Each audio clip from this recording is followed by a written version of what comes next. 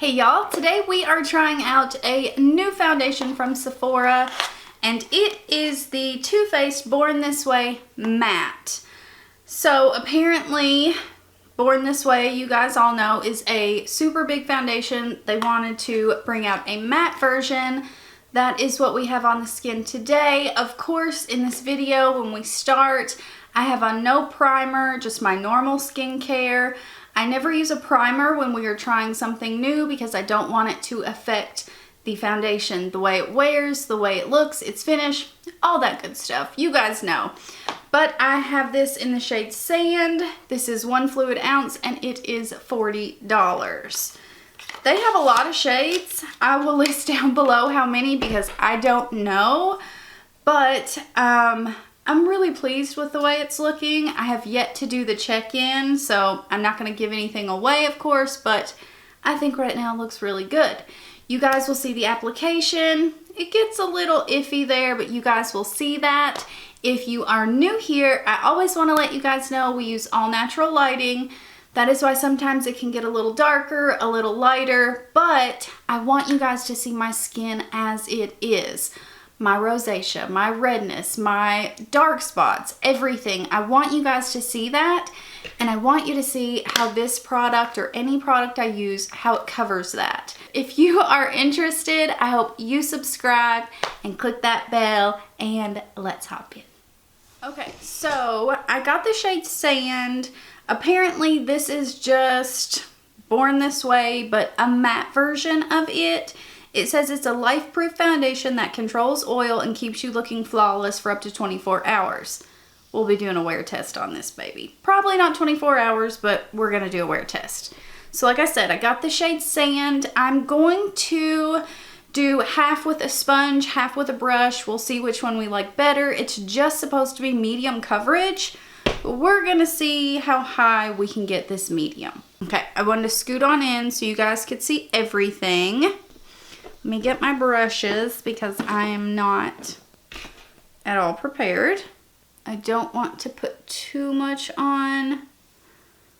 On the forehead, I'm probably just going to use a sponge. I don't think I need the brush there. All right, I'm using my favorite sponge, which is the Uoma sponge. Just gonna start pressing this right in. Okay, that was pretty dang light coverage, but the coverage is actually a lot lighter than I thought it would be. Off the first initial application, it is light coverage for sure. Like, you can still see all of my imperfections. There's still a little bit of a glow there. Not mad at it. But yeah, it's light coverage. Let's go to the other side, use the brush, see what we can get over here. I'm gonna use my IT Cosmetics Radiant Foundation brush that has my hair on it. All right, I'm gonna move this around and then stipple it, which means I am just going to push it right into the skin. No buffing or circular motions, just dab, dab, dab, dab, dab. That's how we are going to get the most coverage. Oh yeah, big, big, big difference there.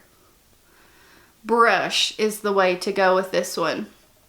If you want light coverage, use a sponge, super light coverage. Over here, I would say we have a solid medium coverage. That's a big, big difference, you guys. Like, wow difference. Okay, let's go for a second layer. We are definitely going to use the brush. So same thing over here. Stippling it in. Try to give us some better coverage. Yeah. Like, holy moly.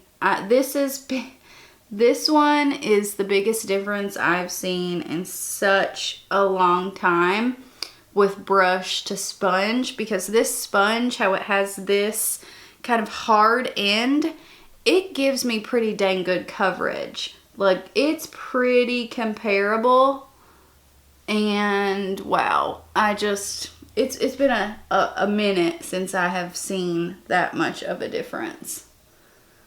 Okay, yeah, it definitely builds up, which I am appreciative of. I like buildable foundations to where you can kind of control what you want. And with this one, if you want light coverage, use a sponge. If you want more coverage, use a brush. And then if you want even more, you can build it. All right, I'm actually pretty dang happy with that second layer of coverage. I think it looks good. It's not settling too much. Wow, I am pretty pleased with that.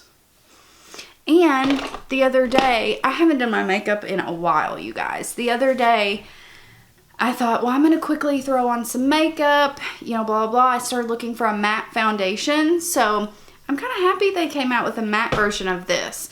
I never was the biggest fan of the original. It didn't give me as much coverage as I wanted. Not nearly this much coverage.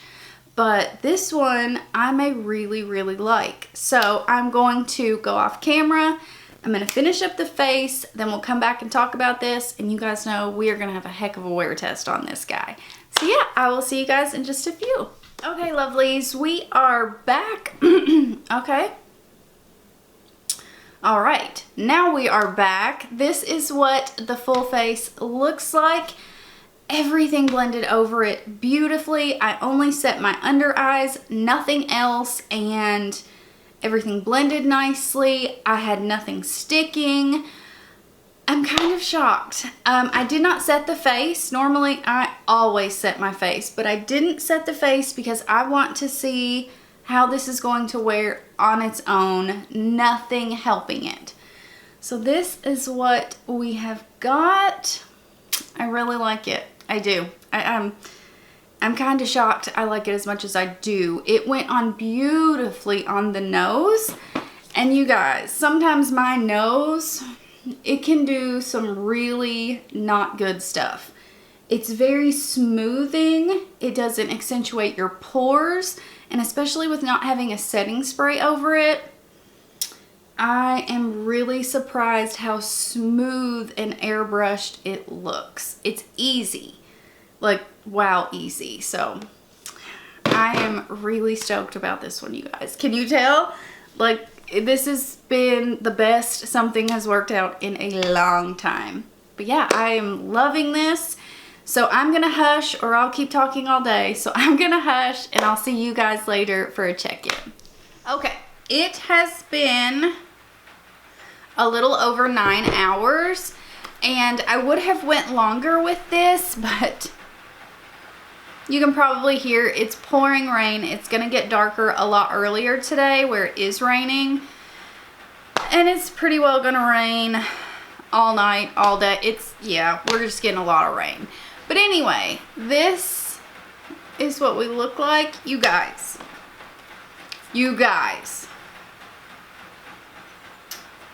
I got a little bit of mascara right there, but this looks absolutely beautiful. To be on 9 hours, it has not budged. It has not moved. It is not caking up. It's not caking in my smile lines. It is doing everything right and nothing wrong. I would say this is a medium to full coverage with building it. You can get it to light coverage if you really apply a light layer, use a sponge. I think this is really, really universal, and I love that. So I am completely shocked at how much I love this, how well it has worked. It is matte, but it's not matte. It is not so matte that it just sucks all the moisture out of your skin. It's not that kind of matte. I think this is a matte that any skin type could wear unless you were super, super, super, super dry. I mean, if you're oily, if it's not matte enough for you, you could absolutely just throw some powder over top. But for it to wear this nicely with no powder and no setting spray, I am absolutely in awe over this. Hands down, I like this one way better than the original Born This Way. It's just better in my opinion.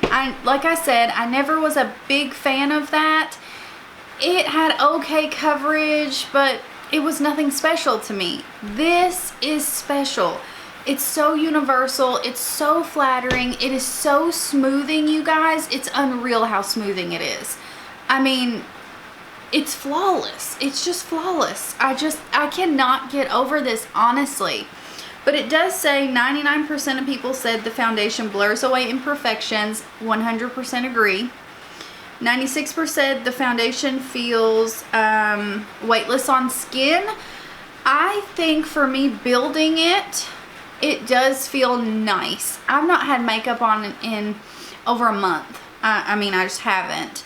And it doesn't feel heavy on my skin. It doesn't feel like it's sucking my moisture away. It's not weighing me down. And it's been hot today, like all this rain, but it's been very hot, very humid. It didn't melt off my face at all. And a lot of times with humidity, it's very wet, humid here in Kentucky. And it just, you feel disgusting, like with makeup on. It just, I hate the way that it feels. This has not made me feel like that at all. Not at all throughout the day. 92% says it does not require touch-ups. I would 100% agree with that. I don't think I would have to touch this up at all. If I can be outside and it be this hot with 100% very wet humidity and it still look like this, I mean, that is amazing to me. That is wow to me. There's very few foundations that last in humidity, and this will be one.